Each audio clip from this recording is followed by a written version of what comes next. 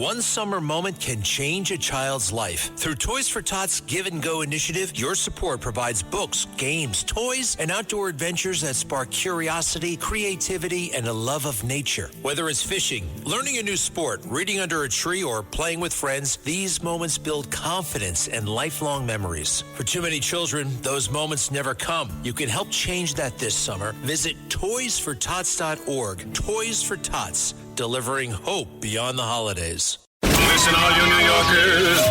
Excuse me. Taxi. Okay, man, we're looking around. This is the 77 WABC minicast. What's going on in the residential, New York City? It's a big city, 8.5 million people. Well, Albany is trying to double taxation, and it's going to affect almost everybody, a lot of people at least. Well, with us today is Suzanne Miller. Nobody knows the residential market better than Suzanne Miller. Well, Suzanne Miller, tell us what the heck is going on.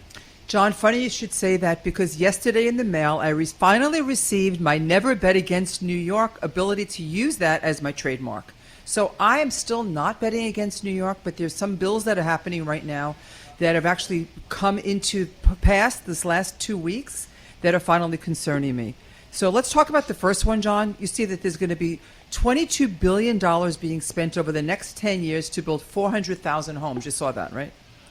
There is no $22 billion.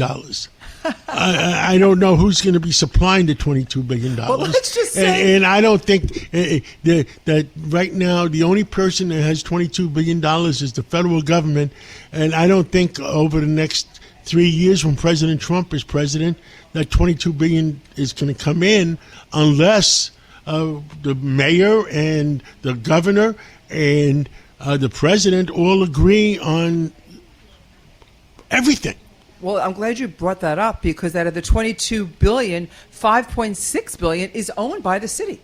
It's owned by the state. It's called NYCHA, and there's 270,000 of those apartments that they're saying out of the $22 billion, phantom billion, 25% of that, John, they want to use to fix those apartments. They want to use that to fix those apartments. They are the worst landlords, and they're not the ones. New York City is the worst landlords with NYCHA. You're 110% right. And you know what they don't tell people?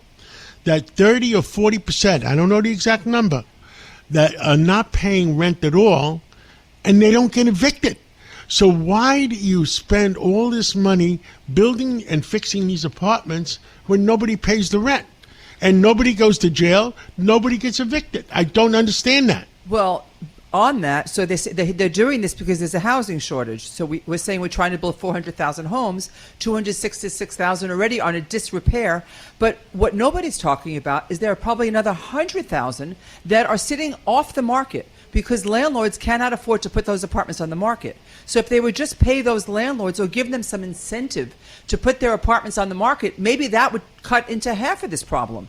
Now, I don't understand that either, because they are trying to punish as many landlords as they can, and there's no return on investment. Exactly. If there's no return on investment, why should they invest?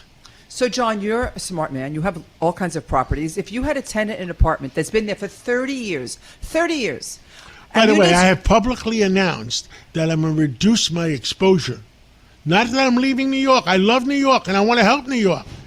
But it's stupid to put all your eggs in one basket. That makes me very sad, but it's not easy to leave. But it's smart for the family. It's expensive to leave. It's expensive to sell. Well, moving on to what we just talked about. Or the next. I was in Florida for the last few days, and we're going to be spending billions in Florida. So back to the housing shortage. So if we have 100,000 homes that are not yet on the market, if you were building a building and the place was empty for 30 years, or there was one tenant in there, what do you think it would cost to renovate that apartment in today's market? I have no clue. Let's say a kitchen. Let's say floors. Let's say the price of goods. $60,000 is low to fix an apartment. Do you know what you could rent those apartments on today's rent stabilization laws? $300 more a month.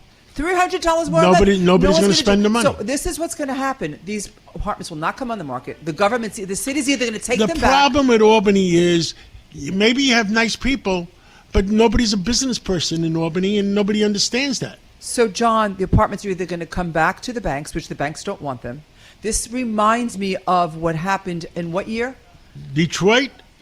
Or what happened also in, I guess, the 1977? No, see, I'm older than you. Well, there's going to be a housing short. This is going to be a tremendous. I think that we can go into a big recession because of this. If these apartments get taken back, and the banks are not defaulting on all these loans. These landlords are going to walk away. I think that the city wants to take these places back. It's going to create a downward spiral. Unless Albany becomes smarter and New York City becomes smarter, then it's going to create a downward cycle. The other story I read a couple of days ago was, I hope Albany and New York City reviews 99 apartments for a location. Otherwise, you have to give triple coupons. I mean, I'm exaggerating, in cost to build more than 99 apartments. 99 floors, you mean? 99 apartments because of the 485X. Yes. So what's happening with the 485X, I think you're absolutely right. What has to happen is Albany and the city has to work together to make an incentive for the private developers to build and give them some tax incentives so that there's not been a realistic tax incentive since 485, and it's not working because, as you said, past 99 apartments, the rate of labor goes up. You have to keep them forever rent stabilized, rent affordable. So I think that if we could come up with a new plan and we could find the private sector work with the public sector, that might help. And I think that we'd be onto something. But right now, it seems like they want to get rid of all the wealthy. We're talking about Pied Terre. It was supposed to be up to $5 million. Now they snuck in $1 million. 4% on $1 million. That's $40,000 a year annually. They're going to hurt New York City, New York State big time because we need smarter people to sit down together between our city and our state and work things out. And I don't understand. Rebney used to have smart people on it, and I don't know the people on it now, so I'm not going to criticize, but it was Rebney's job. They don't have the cachet they did, John. But 60% of the contributions made in New York City and Albany were real estate related. So what happened? I think that you have different companies that came in and took over. And I think that what's happened is the young kids they're the ones creating all of this. They think that they could just get things for free. Nobody wants to work. They want free housing. They want free buses. That's a big discussion that me and you are going to have again, the difference between immigrants that work 80 hours a week and migrants that want a free ride. Thank you so much, Suzanne Miller, and never bet against New York. I don't want to bet against New York. I love New York, and God bless you and God bless America. Thank you.